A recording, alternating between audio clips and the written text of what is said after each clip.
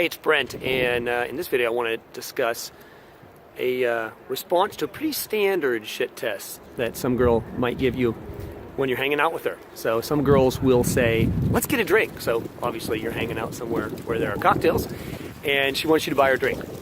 So my common responses are, let's not, or what the fuck, or you want to get me a drink? Great. Or, and then I just order whatever I want.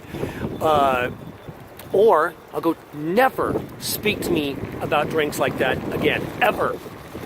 Okay?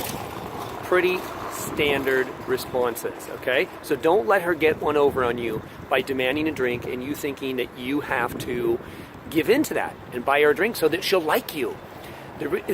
She's gonna like you if you tell her to shut the fuck up and buy you a drink. That's basically the deal. She wants you to be a badass. So remember, do not fall for that, all right?